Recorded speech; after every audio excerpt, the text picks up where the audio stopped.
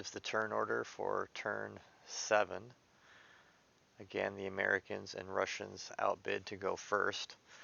Because Britain has been eliminated, their territory is up for grabs. The United States takes advantage moving into Western Canada. The 69th was already in Eastern Canada. That also generated a hotspot that we forgot to put on the board. The American Navy attacks the Italian Navy in A6, with American troops landing in England to retake the United Kingdom.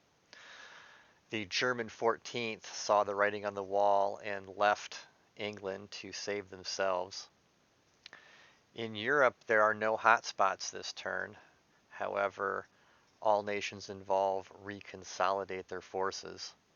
The Italians continue to find space in Africa to invade, the 109th moving into B12.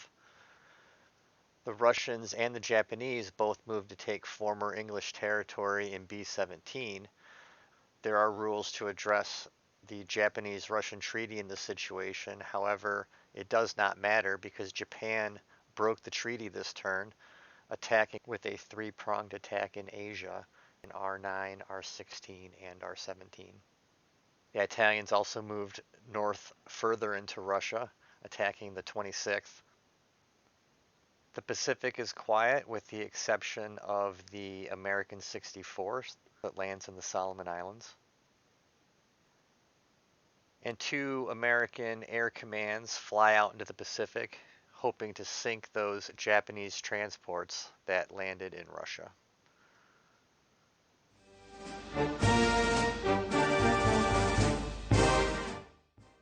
Plenty of game-changing combat this turn.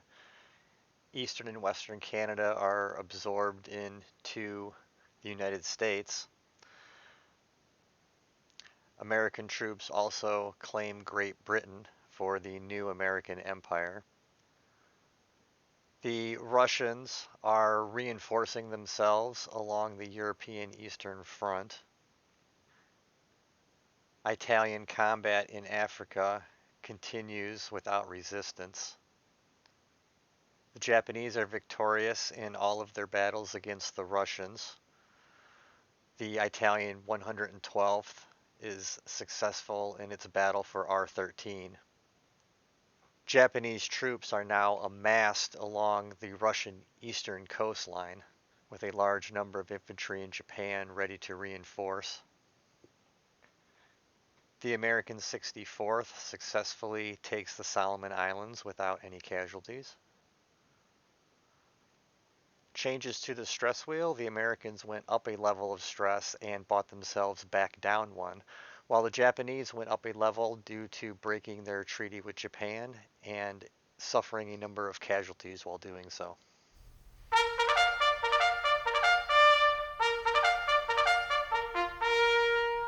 Here are the orders from turn 8. The American 50th has left Great Britain and moved into the Atlantic. We are now using white chips to indicate 3 artillery pieces. The Russians have gone all in on the Baltic states, the German 61st moving to reinforce. The Italian 108th attacks unopposed against the Ukraine. The Russian 15th forgot to move out. The Italian 110th and 109th leaves the African coastline and moves into the Atlantic, seeking some more English territory to gobble up. The Japanese 30th has advanced all the way westward and is attacking Caucasus. The Japanese 54th has moved into I-9, presumably to retake J-10 next turn. The American 64th has moved into P-14, supported by an air command.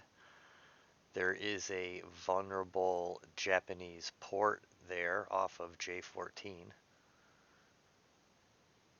The Soviet forces have fallen back and reconsolidated in R13 against the Italian 112th.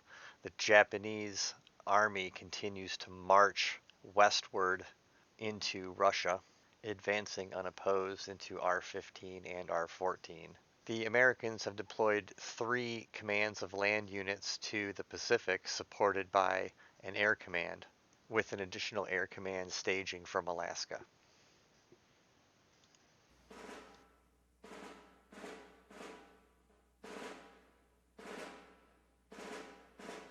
There was only one battle on turn 8 that required any significant amount of dice, and that was the Battle of the Baltics. The Russians were victorious, reducing the German military down to their last 3 land units. The Italians, with the help of the German 14th, easily conquered the Ukraine. The majority of the hotspots this turn involved the Japanese invasion of Russia, which was mostly uncontested. However, the Russians did destroy the Italian forces in R13. The Russians suffered a significant amount of stress this turn, dropping 2 more spaces along the stress wheel.